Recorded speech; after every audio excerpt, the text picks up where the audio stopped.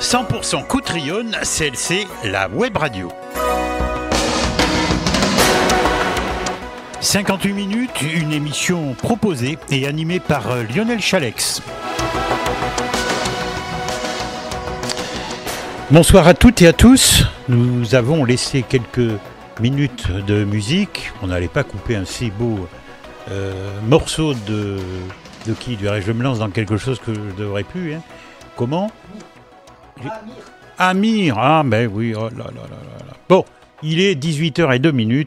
Vous nous pardonnerez pour ces 2 petites minutes de retard, mais Christophe Chalençon, bonsoir. Bonsoir. Bonsoir aussi aux habitants du Vaucluse. Merci beaucoup. Je pense qu'ils sont nombreux à vous suivre, à nous suivre. Bon, j'espère qu'ils n'ont pas été découragés par les premières minutes de petits problèmes de technique, mais bon, ça y est, on y est arrivé. Moi, je vous entends hyper bien.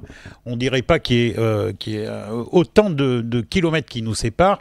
Combien ? C'est 600, 700, 500 Je situe pas trop bien la distance. Je vous entends très très loin, donc j'ai un peu de difficulté, moi, à vous entendre, justement. Ah. Mais oui, nous sommes à peu près à pratiquement 500, 600 kilomètres. D'accord. Quel temps vous avez ? Ça y est. Quel temps vous avez dans le Vaucluse ? Alors le Vaucluse, nous avons essuyé, moi j'habite dans le secteur de Sceaux, donc au pied du Mont Ventoux, face sud-est, et nous avons eu 2 épisodes nuageux et neigeux, qui ont fait que nous nous sommes encore un petit peu avec les champs couverts de cette magnifique couleur et blanche et qui annonce un hiver, je pense, assez rigoureux. D'accord. Voilà. Bon. Alors, Christophe Chalençon, on va essayer de vous connaître un petit peu plus, malgré que moi, je vous ai découvert et connu plutôt il y a à peu près 1 an, après le 17 novembre 2018. Vous étiez très souvent présent sur les plateaux de télévision, en particulier, vous me reprenez si je me trompe, sur celui de LCI, où vous étiez une figure des Gilets jaunes. Alors j'aimerais, avant qu'on parle de tout ça, parce que je pense qu'il va y avoir matière, mais j'aimerais aussi vous découvrir un petit peu plus. Je ne veux pas rentrer trop dans la vie privée, bien évidemment, mais vous êtes né dans le Vaucluse, Christophe ? Alors, je suis pas né dans le Vaucluse, je suis né dans les Bouches-du-Rhône parce que mon père est originaire des Bouches-du-Rhône, mais ma mère est originaire du Vaucluse et de suite, très rapidement, j'ai grandi au cœur de ce territoire qui est le Ventoux et le Vaucluse. D'accord. Voilà. Bon, vous avez... c'est très indiscret, mais vous êtes marié, vous êtes tout seul, vous avez des enfants. J'ai eu 53 ans le 17 novembre, donc c'est un jour d'anniversaire maintenant qui sera marqué dans l'histoire. J'aime bien le 17, je vous dirai pourquoi. Mais voilà. J'ai été marié, père de 3 beaux fils, qui ont 21, 19 ans et 17 ans. Je me suis séparé. Bon, ça c'est les aléas de la vie. J'ai élevé aujourd'hui mes garçons depuis 12 ans pratiquement tout seul. Voilà. D'accord. Alors vous avez un très très beau métier, très beau métier. Vous êtes de profession forgeron. Tout à fait. Donc je suis rentré dans la vie, on va dire pas professionnelle, mais dans les valeurs de la main et très tôt, puisque je n'étais pas une lumière à l'école, j'étais avant-dernier de la classe en 5e. Donc vous étiez en veilleuse, à l'époque, on dirigeait ces cas-là vers les métiers manuels. Et donc je suis rentré à 13 ans et demi en CAP ajusteur. Donc c'est là que j'ai commencé à... j'aimais la matière, mais là, ça a été pour moi une révélation. Et puis de ce fait, j'ai pu renclencher, me réatteler aux valeurs de l'école et donc j'ai fait passer 3 CAP, un BEP, un bac pro, puis un BTS. Donc et puis au bout de quelques années d'activité professionnelle, on va dire en maintenance, en système mécanique automatisé, j'ai retrouvé, après un licenciement économique, j'ai créé mon entreprise et là je me suis installé en tant qu'artisan serrurier forgeron.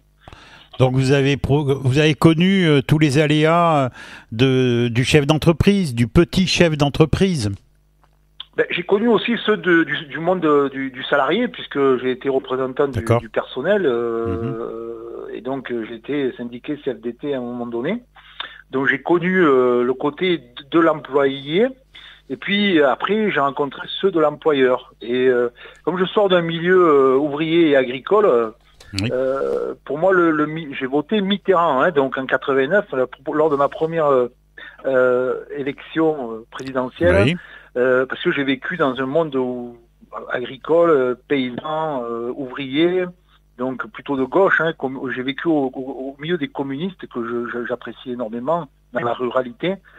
Et après, j'ai rencontré les aléas de chefs d'entreprise. Et puis là, c'est un nouveau monde, c'est un autre monde qui s'est présenté à moi, avec ses difficultés et puis ses énormes plaisirs aussi. Parce que être entrepreneur, je veux dire, ça crée ça apporte des plaisirs immenses parce qu'on a cette liberté d'entreprendre, cette liberté de créer, puisque moi j'ai un métier qui me permet de créer. Et puis il y a le fait de faire plaisir à nos personnes pour qui l'on bosse, à nos clients. Et puis il y a un élément qui m'a énormément accroché à partir du moment où je suis rentré comme chef d'entreprise, c'est de transmettre mon savoir-faire. Et donc ça a été de mettre le pied à l'étrier à beaucoup de jeunes, même s'ils ne sont pas restés dans cette branche-là, mais de leur apprendre à souder, à forger, à certaines valeurs qui sont transmises dans cette branche qui est l'artisanat, m'ont porté vraiment à cœur. Voilà. Bon, alors on arrive maintenant à 2018, fin 2018, 17 novembre 2018. Vous vous mobilisez avec les autres Gilets jaunes et vous devenez, je ne pense pas que ça soit exagéré, mais un des leaders des Gilets jaunes. Il y en a eu quelques-uns à Paris, dans d'autres villes de France, mais vous, dans votre secteur, dans le sud de la France, vous êtes un des leaders et vous venez vous exprimer sur les plateaux de LCI. Moi, je me souviens de vous. Vous êtes un homme posé. Vos remarques sont justifiées. Alors, est-ce que vous êtes...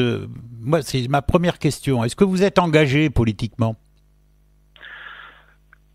Politiquement, j'ai toujours été engagé, puisque de toute façon, quand on commence un peu à réfléchir à la vie qui nous entoure, on commence à avoir une réflexion politique. Quand on commence à débattre même au cœur du café le matin... Christophe, pas pour tout le monde. Oui. Pas pour tout le monde. Oui, ben moi j'ai eu cette conscience très tôt, donc j'ai été, mais je n'ai jamais été, par contre, je n'ai jamais été encarté politiquement, parce que pour moi, rentrer dans un parti politique, c'était me mettre des œillères. Et j'ai besoin d'espace pour m'exprimer, pour réfléchir, et puis je trouvais qu'à gauche, il y avait des idées qui étaient très bonnes pour la protection, pour porter l'ouvrier, parce que j'ai été dans ce monde ouvrier, je connais les difficultés que l'on a, et puis il faut aussi accompagner le patronat, mais en France, le problème que nous avons, c'est que dans le patronat, on a tendance à mettre dans le même sac les entreprises du CAC 40 et le petit artisan qui va créer sa petite entreprise tout seul, ou qui va commencer à avoir une dizaine d'employés, une vingtaine d'employés. Et là, ce sont deux mondes, avec le CAC 40 et ce monde-là, ce sont deux mondes totalement différents. Et donc moi, le clivage que je trouvais avec les partis politiques ne m'a jamais convenu. C'est pour ça que je n'ai jamais été encarté politiquement et que j'ai eu une grande liberté de vote, parce que j'ai voté, comme je vous le disais, Mitterrand, puis j'ai voté Sarkozy aussi, j'ai voté Chirac, et puis là, malheureusement, j'ai voté Macron. Donc, oui, quand même. Parce que pour moi, faire éclater les partis politiques, c'était ma vision. Porter une politique de la raison, comme il avait un petit peu exprimé, mais surtout remettre les citoyens au cœur de la réflexion par cette dynamique, on va dire, de politique citoyenne participative. C'était un petit peu le projet qui nous avait vendu. J'y ai adhéré. Mais je me suis rapidement... Déjà, lorsque les députés ont été sélectionnés, j'ai compris que c'était la même machine qui était en marche, c'était la même machine que les autres. D'accord. Christophe, oui. Christophe, une petite remarque et question en même temps. Quand même, de Mitterrand à Macron en passant par Sarko, est-ce que vous n'avez pas fait un grand écart? Non, parce que quand vous analysez ça avec du recul, vous prenez du recul, vous vous rendez compte, et là, j'ai 53 ans, donc aujourd'hui, je peux me permettre de me retourner et de voir ce qui s'est passé pendant, on va dire, les 30 dernières années, même les 40 dernières années, on va dire 35 ans en France. Que vous votiez à droite ou à gauche, d'accord, socialiste ou à droite, on va dire maintenant c'est les républicains, les termes que je toujours rejeté parce que être républicain pour un parti, à mon avis, c'est une grosse erreur parce que tout le monde est républicain. Même les gens qui sont au RN, qu'on dit qui ne font pas partie de la République, je trouve ça complètement absurde. On a quand même 6 à 7 millions de citoyens qui vont voter aujourd'hui pour ce parti-là, qui font la démarche d'aller voter, donc d'aller aux urnes, et pour moi, ils sont totalement républicains. Donc, mais quand on fait l'analyse des 35 dernières années où le pouvoir a été donné à la gauche, puis à la droite, puis ça a été encore un coup de gauche-droite, et aujourd'hui, Macron n'a pas fait exploser les partis. C'est l'erreur que nous faisons tous, c'est qu'il a fusionné les partis. Pour faire quoi? Ça veut dire que depuis 35 ans, on donne les rênes de la France à des fonctionnaires. C'est des hauts fonctionnaires qui tiennent pratiquement les pouvoirs des partis politiques, qui sont tous asservis à l'Europe actuelle, qui est une Europe cannibale, et donc qui font la même politique. Donc pour moi, j'ai peut-être changé de cheval, mais je n'ai pas changé. Malheureusement, il allait toujours dans la même direction. Et c'est ce qui aujourd'hui nous amène à ce chaos. Alors vous auriez tendance à dire, Christophe, ni droite ni gauche? Moi? Mais moi je me considère comme quelqu'un de centre extrême. D'accord. Voilà. De centre extrême. Donc ça rejoint un petit peu, ça rejoint un petit peu ma remarque. Oui, mais le but, alors aujourd'hui, nous avons créé un mouvement politique qui s'appelle Évolution citoyenne. Nous l'avons créé dans cet esprit d'être au centre de l'échiquier et d'être en miroir, ça je le disais il y a depuis le 17 novembre, étant donné que Macron, on le voit très bien, et puis tous les autres partis politiques ne sont pas arrivés à s'approprier le mouvement des Gilets jaunes. Aucun syndicat non plus. Donc aujourd'hui, avec l'affaiblissement, parce qu'on a une répression qui est énorme. Aujourd'hui, on a des syndicats qui arrivent à s'incruster, et puis on a des partis politiques extrêmes, notamment l'extrême gauche qui est arrivé à investir le mouvement.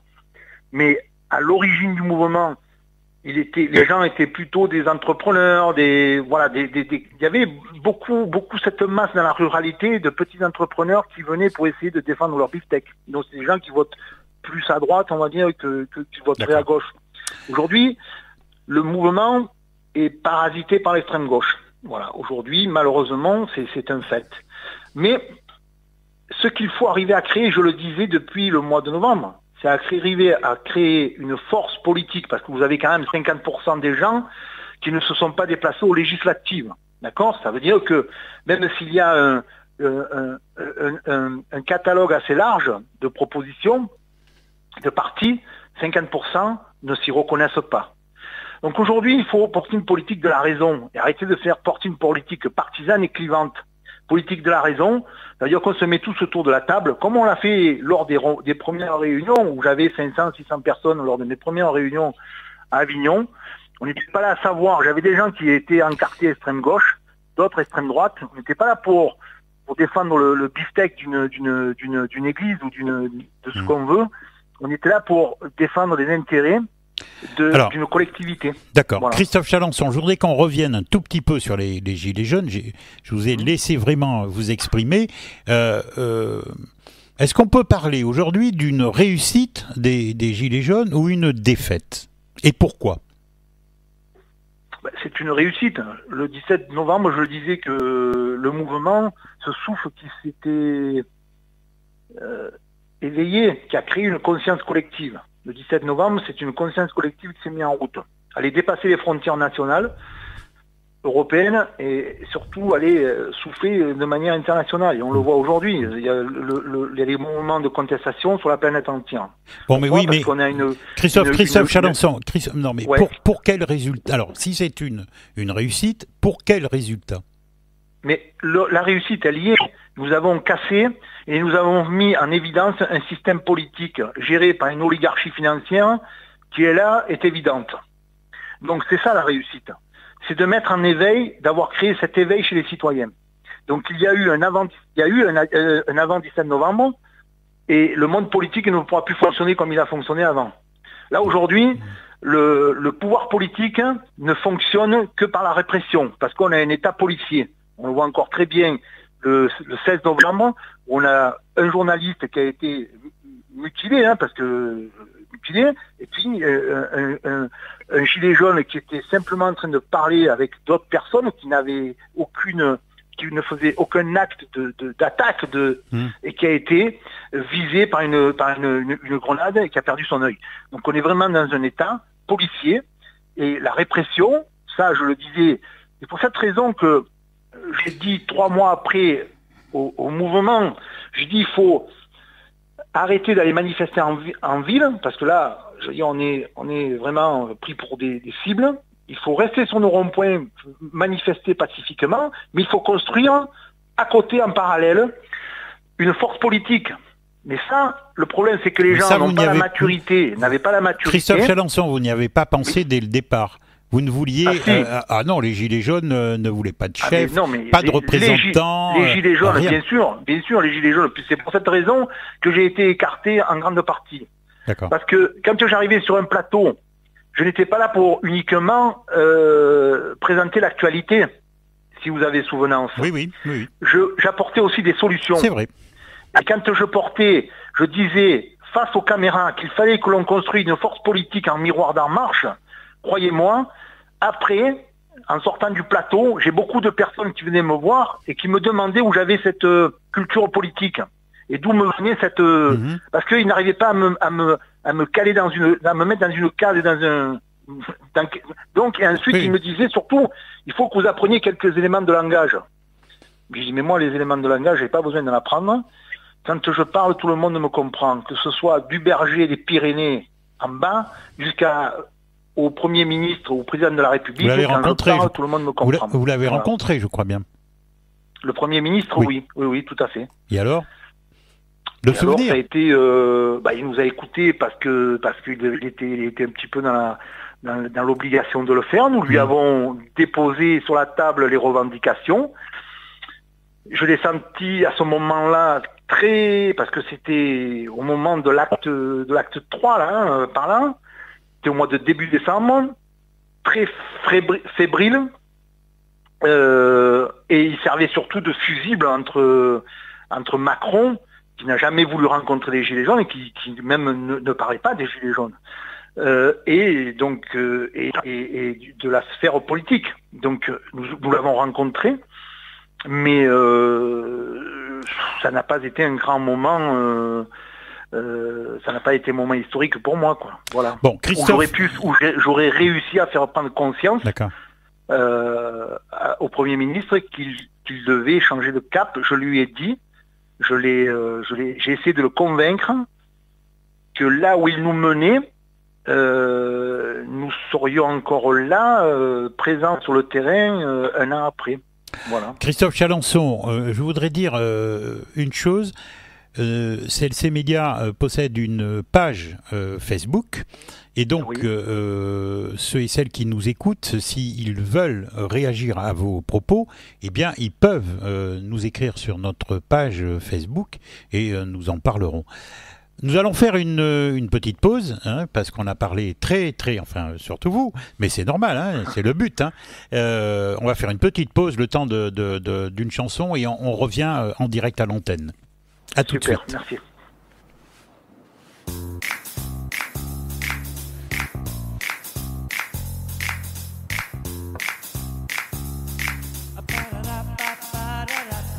Comme tous les matins avant d'aller sur le chantier, il vient me parler de tous ses problèmes de foyer. Il me dit que ses enfants le rendent complètement fêlé, que sa femme le trompe avec le voisin du palier. Et lui là-bas ne fait que nous rabâcher sa jeunesse, qu'il était beau et riche, qu'il a tiré toutes les gonzesses, que dans son temps les jeunes avaient plus de politesse, mais qu'aujourd'hui pour une cigarette ils t'agressent. Au fond de la salle j'entends qu'une bagarre éclate, je cours les séparer avec ma fameuse batte. Je vois que le premier a sous la manche quelques cartes, le deuxième le rate et me fout une patate. Ils m'ont tous saoulé. Ils m'ont tous saoulé. Ils m'ont tous saoulé. Ils m'ont tous saoulé. Comme tous les midis en sortant de son petit bureau, il dessert sa cravate et il me parle de son boulot. Il décrit son patron avec des tas de noms d'oiseaux. Il aimerait bien se taper sa secrétaire Véro. Et là y a cette cougar au décolleté ravageur, jupe léopard en maquillage de film d'horreur. Elle me raconte ses ébats sexuels sans pudeur, avec ce petit jeune qui est majeur depuis 24 heures. Et là d'un coup un homme monte sur la table, avec son accent bizarre, il nous traite de macaque. Il nous dit qu'à l'époque il était formidable, puis il tombe dans mes bras en pleurant qu'il est formidable. Ils m'ont tous saoulé. Ils m'ont tous saoulé. Ils m'ont tous saoulé. Ils m'ont tous saoulé. Et moi, mes problèmes à moi, qui s'intéresse, intéresse, intéresse, intéresse. Oui, et moi, mes états d'âme et mes tourments, ici personne ne veut les entendre, c'est normal, je ne reste que le barman. Saoulé. Ils m'ont tous saoulé. Ils m'ont tous saoulé. Ils m'ont tous saoulé. Ils m'ont tous saoulé.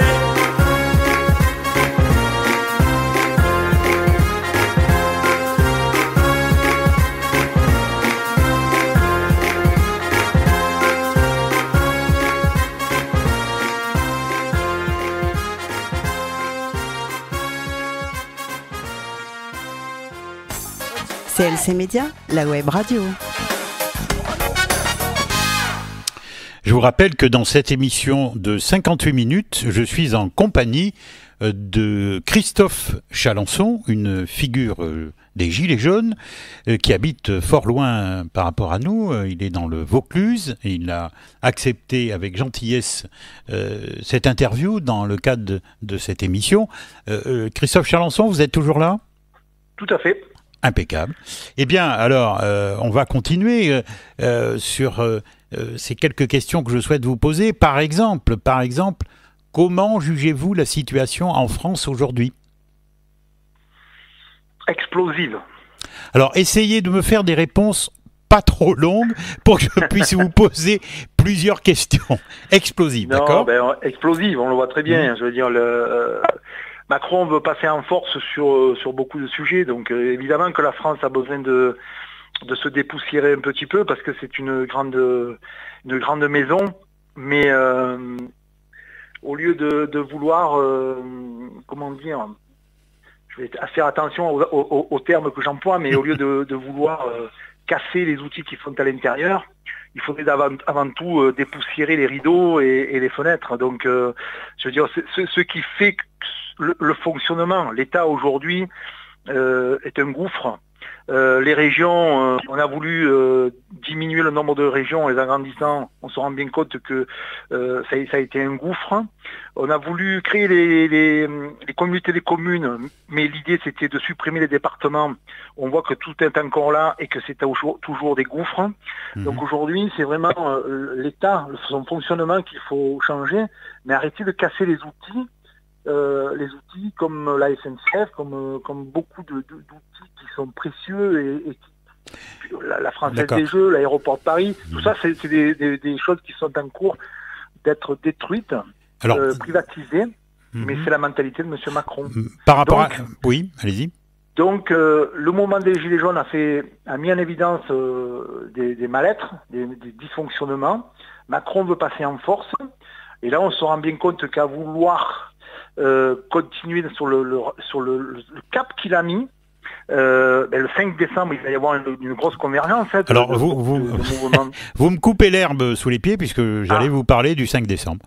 Allez-y. Voilà, donc de toute façon on y vient, hein, et le 5 décembre il va y avoir des convergences. Mais moi ce que j'ai... Bon, ça c'est encore une étape au-dessus. Moi ce que je veux dire aujourd'hui sur le mouvement des Gilets jaunes, c'est que c'est ce que je prédisais il y a maintenant 6-7 mois, c'est que le mouvement le fait qu'on empêche les gens de manifester, parce qu'il y a quand même la contestation est toujours là, les gens ne sortent plus dans la rue parce qu'ils ont peur de se faire mutiler, ils ont peur de se faire arrêter de manière très très aléatoire, hein, puisque c'est assez folklorique maintenant. On vous arrête pour n'importe quoi, là, le port d'un gilet jaune, on vous arrête, donc voilà. Mais bon, pour en venir où? C'est qu'aujourd'hui, en verrouillant la contestation, on fait monter la pression, comme dans une cocotte minute, mais on a enlevé la soupape de sécurité. Et aujourd'hui, il y a Boulot qui le disait, là, lors d'une interview sur France 5, il n'y a pas très longtemps, je crois que dans le week-end, c'était les mêmes mots que j'employais il y a 8 mois en arrière, où je me suis fait traiter de séditieux. Mais ce qu'il faut savoir, c'est que les gens qui sont dans une démarche de confrontation, parce que là, ils vont monter en puissance, ils vont se radicaliser. Et là, je ne pense pas que ceux qui s'approchent sera joli à voir. Voilà. Vous vouliez que l'on parle de l'immigration, puisqu'on vous a prêté quelques propos peut-être, et puis aussi... Non, on m'a traité d'islamophobe, tout à fait, donc il ne faut pas avoir peur des mots. Hein, je veux dire, les députés, les ministres m'ont porté comme en étant un islamophobe, mais pourquoi? Parce que aujourd'hui, malheureusement, l'actualité me donne encore une fois raison, et pourtant il y avait déjà 10 mois en arrière, c'est que je faisais la grande différence entre nos amis citoyens républicains musulmans et surtout les gens qui sont là pour détruire la République, les salafistes. Donc aujourd'hui, cela je les combattrai, je l'ai toujours dit aux antennes, je les combattrai. Par contre, nous devons apporter la République doit apporter tout son soutien, et c'est là, et ils sont largement majoritaires, à tous les citoyens républicains musulmans. On doit arrêter de permettre à la population de faire un amalgame de tout ça, et de faire remonter les communautés. J'ai horreur du terme communauté, parce que je suis contre le communautarisme. Dans la grande maison de France, tout le monde vient s'asseoir à la table et partage son pain. Mais là, on est dans un état explosif, à la fois socialement et à cause de ces communautés, surtout une qui veut imposer une vision qui n'est pas celle de la République. Moi, je suis un petit-fils d'immigration. D'accord ? De mes 4 grands-parents, je suis espagnol, italien, grec et français. Tous ces gens qui sont venus à un moment donné sur le sol de la République se sont intégrés. Mon grand-père a presque empêché ses enfants de parler italien parce que pour lui, ils étaient en France et ils devaient apprendre la langue et s'intégrer. Ils l'ont fait, ils ont tous porté les valeurs républicaines. Et aujourd'hui, malheureusement, nous sommes dans une autre situation. Mais c'est pas une situation c'est une situation qui est voulue politiquement. À partir du moment où on a fait venir, dans les années 70, avec Giscard d'Estaing, le regroupement familial, Mais ça n'était pas pour moi le malheur. Le malheur, c'est de les enfermer dans des cités et puis de ne pas les intégrer à l'outil. Parce qu'un homme se construit par rapport au travail, se développe, à mon sens, par rapport au travail, et est fier quand il a fini son mois. Donc c'est pour ça que la notion de salaire, pour moi, était importante. C'est quand j'ai demandé le SMIC à 1 800 € au tout début, parce que je suis chef d'entreprise, et que je sais exactement ce qu'un salarié avec 1 100 € a la capacité de faire, c'est-à-dire rien. Donc un salaire décent, aujourd'hui, il doit se porter à 1 800 €, mais en baissant les charges sociales. Parce que nous sommes quand même en Europe le pays qui cotise le plus. Ça, c'est important.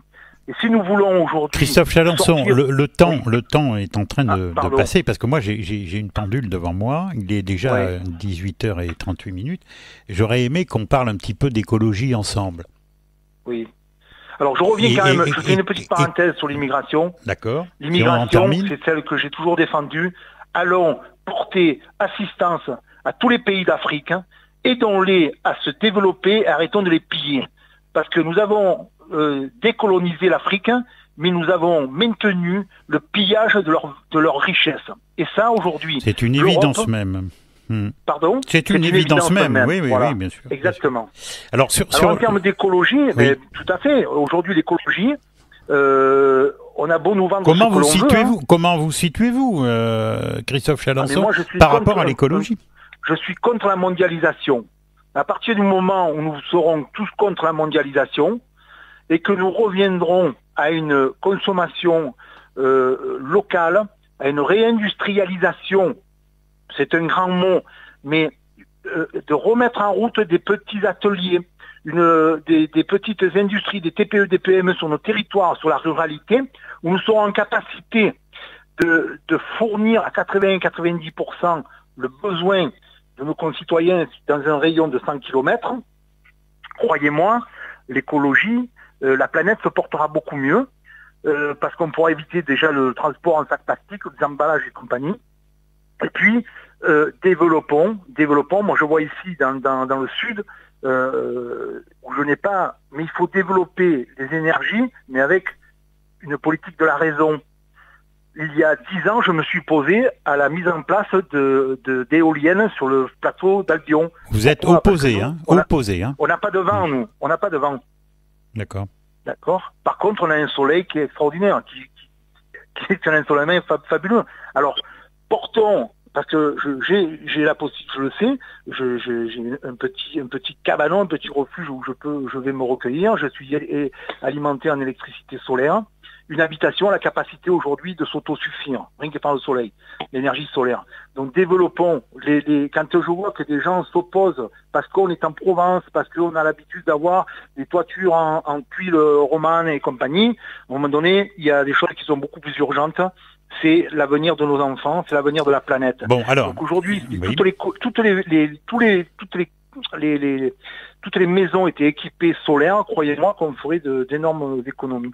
Christophe Chalençon, à vous écouter, ne le prenez pas mal. Est-ce que vous ne seriez pas un Don Quichotte ? Contre les moulins à vent. Oui. Ah, mais de toute façon, bien sûr que je suis un Don Quichotte, parce que je me suis présenté aux législatives il y a 3 ans en apportant ma réflexion, c'est-à-dire en voulant mettre en route une politique ascendante à partir de nos territoires, parce que là on va en parler, j'espère, de démocratie, via les assemblées citoyennes. Aujourd'hui, nous avons ceux qui nous représentent à l'Assemblée nationale ne sont que des VRP de partis politiques. Donc aujourd'hui, nous devons un député, lorsque la République a été créée, c'était un représentant du territoire. C'était un représentant de sa circonscription. Et les problèmes que j'ai sur ma circonscription ne sont pas les mêmes qu'un citoyen qui se retrouve en Alsace ou en Bretagne. Ou dans le sud-ouest. Aujourd'hui, pardon ? Ou dans le sud-ouest. Bien entendu, que j'adore d'ailleurs. Mais aujourd'hui, nous devons revenir à une politique de la raison. Et les élus qui doivent porter la réflexion d'une circonscription, d'un territoire, doivent être issus de ce territoire. Ils ne doivent pas être bombardés de Paris par un bureau politique qui ne connaît absolument rien. On le voit très bien avec les députés En Marche, pour une grande majorité, qui sont certainement issus de la société civile, mais pour une grande partie qui ne sont pas issus des territoires. Voilà. Bon, eh bien, vous mettez les points sur les i, Christophe Chalençon. Alors, je suis un Don Quichotte, oui, parce que je suis un avant-gardiste dans la réflexion, mais pas un avant... Quand je parle de démocratie comme je la propose aujourd'hui, je n'invente rien. J'ai simplement fait... Je me suis posé devant ma forge, essayer de comprendre pourquoi cette démocratie représentative, cette politique représentative, démocratie représentative, qui ne représente que les partis politiques, ne fonctionne pas. Elle ne fonctionne pas. Ou alors elle fonctionne uniquement pour cette oligarchie bourgeoise qui verrouille dans ses intérêts la politique actuelle. C'est pour ça qu'aujourd'hui nos territoires sont en grande souffrance, que Macron n'a jamais... Là, ça y est, on l'a réveillé. Donc c'est pour ça qu'il a entrepris ce Tour de France qui a coûté quand même 12 millions d'euros. Mais là, vous l'avez rencontré Vous l'avez rencontré? Ah non. Mais il vaut mieux pas que je le rencontre. Ah oui, parce qu'avec autant avec Édouard Philippe, j'ai été courtois, parce qu'on était au début du mouvement, et j'espérais que notre soi-disant élite politique réfléchirait, serait réactive. Au bout d'un an, M. Macron ne mérite pas le respect. Parce que quand vous avez... je vous suis, Christophe Chalençon, je vous suis sur les réseaux sociaux. Bon, c'est vrai que vous n'y allez pas par le dos de la cuillère, si je peux m'exprimer ainsi, par rapport au président de la République. Non, parce que c'est un homme qui ne mérite pas... De toute façon, on le voit. Je veux dire, il nous ment. Parce que lorsqu'il sort dans les territoires, s'il n'était pas accompagné par un contingent de gendarmerie, de policiers énorme, c'est pas De Gaulle. De Gaulle sortait où il voulait, serrer les mains. C'est pas un Giscard non plus. C'est pas, enfin Giscard, oui, c'est pas même Mitterrand. Vous viendriez dans le secteur. Saint-Émilion se souvient de la visite de Valéry Giscard d'Estaing. Ouais. Je rentrerai pas dans les détails, mais on s'en souvient quand même. Ouais. Non, mais le président de la République aujourd'hui, qui est déconnecté du peuple comme il l'est, parce qu'il n'est jamais venu, il n'a jamais vécu dans la ruralité. Je les ai rencontrés, moi, ces gens-là. C'est ceux qui m'ont ouvert aussi les yeux sur les plateaux télé. Ces gens qui sont déconnectés. C'est une sphère, ils sont complètement déconnectés. Parce que ils se font monter la mayonnaise entre eux. Ils sont dans cette bulle, ce sont des apatrides déjà. Donc ce sont des gens pour qui la nation n'a aucune valeur. Donc ces gens, ils peuvent être là aujourd'hui à Paris, demain à Hong Kong, après-demain à New York.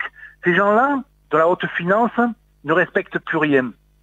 Et ils pensaient, au bout de... Là, lors de ce mandat, cette fusion des partis, puisque nous n'avons plus que ces représentants-là, que les territoires n'existaient plus. Et qu'ils allaient pouvoir les laminer et nous asservir comme bon leur semble.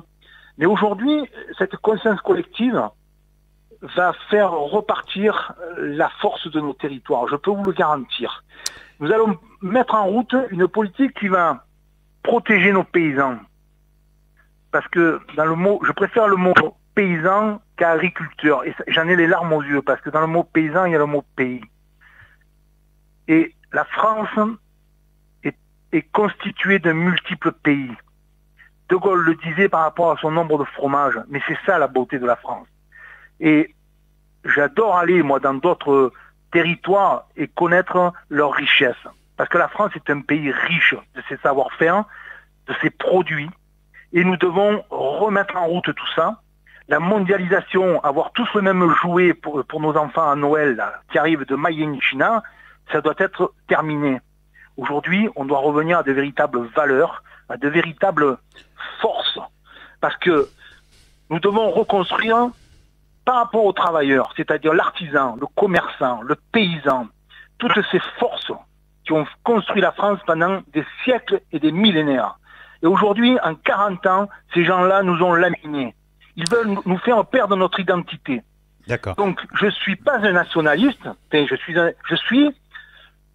j'ai fait attention parce que quand je le dis, on me parle de Pétain. Mais moi, je suis un patriote. Voilà, je suis un patriote qui aime la famille et qui aime les territoires et qui aime le travail. Voilà, tout simplement. Alors, Christophe Chalençon, j'ai une réaction sur les réseaux sociaux, sur notre page Facebook. Je vous lis, mais vous n'aurez qu'à y répondre. D'accord sur beaucoup de points, pour vous, mais le blocage des ronds-points, près des zones commerciales pose de gros problèmes pour certains petits commerces. Pourquoi pas bloquer les préfectures ou sous-préfectures ou mairies pour bloquer l'administration, en fait, hein? Mais tout à fait. Mais moi je le dis, c'est pour ça que je suis sorti du mouvement à partir du moment où l'action sur Avignon est rentrée intramuros. Moi j'ai arrêté. Je me suis disputé avec d'autres représentants. J'ai dit je ne participe plus à ça. Parce que là c'est les gens qui sont les petits commerçants, les artisans, parce que j'ai été élu, à ce moment-là j'étais élu chambre de métier de l'artisanat. Oui. J'ai dit on va assassiner, on va finir la saignée. Donc ce n'est pas ça qu'il faut faire. Ce qu'il faut faire aujourd'hui, puisque le pouvoir politique ne nous répond pas, c'est d'aller bousculer les députés. C'est eux qui votent les lois. C'est eux qui mettent le bulletin, le CICE,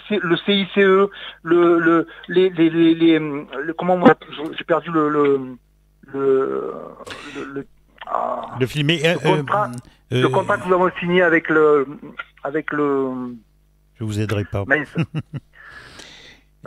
C'est pas grave, moi, parce avec le Canada sur les échanges commerciaux. Oui. Mais ça, c'est une catastrophe ça, pour nos J'entends bien, Christophe Chalençon. L'heure tourne. J'aimerais que vous me parliez. Donc, vous avez, si j'ai bien compris, vous avez créé un mouvement politique. Et quel est votre avenir politique? Comment le voyez-vous? Il est simple. Moi, je me suis. Aujourd'hui, j'ai 53 ans. Il y en a qui disent que je suis un professionnel de la politique, je n'ai jamais gagné d'argent par rapport à la politique. J'ai été premier adjoint dans mon petit village et j'ai réussi à faire fusionner deux listes qui s'opposaient. C'était dans les années 2000. Aujourd'hui, je suis en train de construire une liste pour les municipales. J'allais vous poser la question, oui. Mais je ne serai pas tête de liste parce que mon travail est de construire. Donc je construis cette liste. Et puis ensuite, je me présenterai aux législatives. Pourquoi? Parce que c'est lorsqu'on arrive dans des batailles que l'on arrive à défendre son beefsteak. Quoique, là, au niveau des Européennes, quand nous nous sommes présentés, vous avez dû le remarquer, on nous a carrément évincés de tous les plateaux. Donc, les pouvoirs politiques, les députés nous demandaient d'aller, nous, Gilets jaunes, nous présenter aux élections. Nous l'avons fait.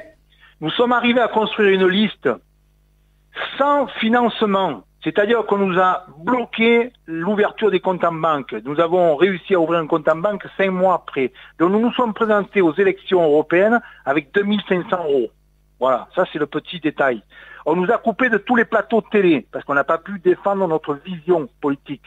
Donc aujourd'hui, je porterai partout où je pourrai et donc je me présenterai aux élections législatives et puis d'autres candidats se présenteront aux élections régionales, départementale pour porter cette vision, c'est-à-dire de créer un mouvement citoyen en miroir d'En Marche. Voilà. Parce qu'il n'est pas question de continuer à faire le jeu de ce tripartite socialiste, maintenant En Marche et gens de droite, qui s'acoquinent et qui vous secouent le drapeau RN pendant les élections, et puis, parce que le RN fait partie aussi du système, hein, puisqu'il se nourrit du système. Donc moi je suis contre le financement de tous les partis politiques, au moins ça réglerait beaucoup de choses, et les partis politiques devraient vivre comme les syndicats avec l'argent de leurs adhérents, ça réglerait beaucoup de choses. Mais donc, nous serons présents à toutes les élections. Là, aujourd'hui, nous avons créé une plateforme qui s'appelle Réconciliation de mouvements citoyens.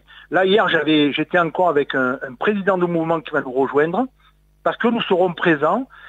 Cette plateforme, ces mouvements citoyens seront présents et nous allons faire tout le nécessaire pour présenter au moment des élections présidentielles, une candidate ou un candidat issu de la société civile. Alors, Christophe Chalençon, je vous sens assez rassembleur dans vos propos.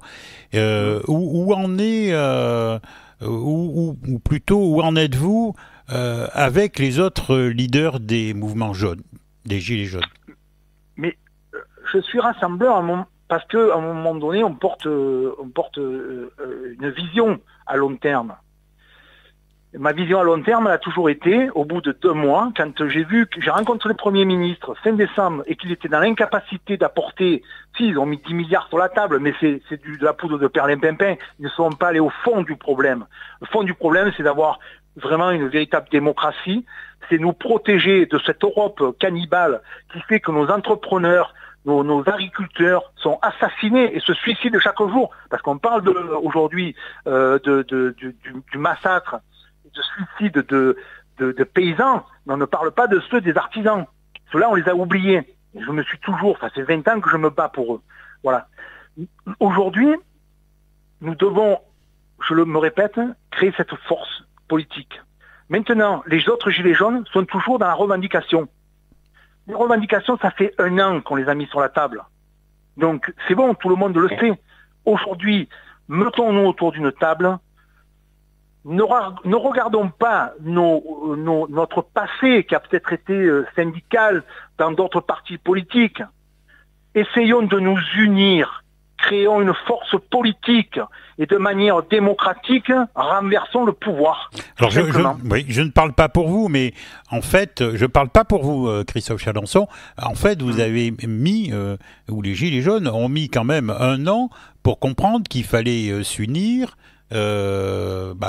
peut-être avoir un seul leader, se mettre ce que vous venez de dire là à l'instant. Je vous arrête, ils ne l'ont toujours pas compris. Hein. Ah oui, alors c'est encore pire. D'accord. Voilà. Moi aujourd'hui, j'ai appelé il y a 3 semaines à ce que nous ayons un seul et unique porte-parole maintenant. Il faut que la parole, la vision soit portée d'une seule et unique voix. Et j'ai demandé à ce que ce soit monsieur François Boulot qui porte la parole des Gilets jaunes. Voilà. En parallèle de ça, nous devons construire une force politique. Parce que continuer à les manifester comme nous le faisons, il faut la manifestation bien sûr, mais sur les ronds-points, de manière pacifique, pas bloquée, mais être là présent, parce qu'il y a des gens qui sont là, les retraités, tout ça, qui étaient là l'année dernière, qui ont envie de se retrouver, manger une soupe ensemble. Ils n'emmerdent personne sur les ronds-points. Au contraire, il y a des citoyens qui leur amènent de quoi se nourrir, participer, discuter le soir, partager un moment. Ça voudrait dire qu'il manque la fraternité en France ? La fraternité, de toute façon, le système a tout fait pour nous diviser, donc, nous asservir. Donc aujourd'hui, ça a été la télé avec des émissions à la con comme Hanouna et compagnie. Je veux dire, on voit très bien que l'éducation... Christophe, à la place de la télé, il y a la radio. Mais oui, si je peux me permettre. Il faut écouter des émissions intéressantes, culturelles. Mais comme la nôtre. Ou d'actualité, de la bonne musique, mais surtout arrêter d'aller voir Hanouna raconter ses salades ou j'en passe. Oui. Voilà. Donc j'ai refusé. Le soir où j'ai rencontré le Premier ministre, ce monsieur m'a contacté en me demandant de venir sur son plateau. Et j'ai refusé. Voilà, tout simplement. Ça vous honore. Ah mais, vous savez, j'ai une ligne de conduite qui n'a jamais varié. Et aujourd'hui, je pense que l'éducation nationale est en train de s'effondrer et qu'il va falloir un demi-siècle pour la reconstruire. Voilà. Je vous trouve quand même assez pessimiste. Non, je suis très optimiste. À partir du moment, vous savez, où on a défini... Moi, je suis un mécanicien, d'accord ? Je suis un forgeron, mais mécanicien. Mon grand-père était un éleveur et un paysan. Donc, nous sommes, quand une machine elle casse, on remonte pas un boulon en disant tiens, ça va repartir. Non, ça peut, ou on le fait, mais ça recasse toujours. Donc, avant de remonter, on réfléchit aux causes. Mon grand-père était paysan. Et un paysan, il réfléchit. Il était éleveur. Donc, quand il avait, je vous donne un exemple, 150 moutons, mais qu'il rentrait du foin pour 100 l'été, qu'est-ce qu'il faisait ? Il vendait 50 moutons. Parce qu'autrement, il se retrouvait dans la panade. Donc aujourd'hui, il faut revenir à une politique de la raison. Donc, quand on vous avait défini les problèmes, vous devenez un optimiste. C'est quand on marche dans le flou complet. Moi, les problèmes, je les ai rencontrés, j'y ai réfléchi. Cette démocratie aujourd'hui qui fait la France ne fonctionne pas. Nous sommes gouvernés par des gens qui sont déconnectés de la réalité. d'accord, et qui ne pensent qu'à une seule chose, c'est leur carrière politique et la finalité qu'ils auront au niveau de leur compte en banque. Voilà. La politique, on doit redonner ces véritables lettres de noblesse au terme politique. La politique est là pour servir et non se servir. Et à partir de là, croyez-moi, on va faire bouger beaucoup de choses.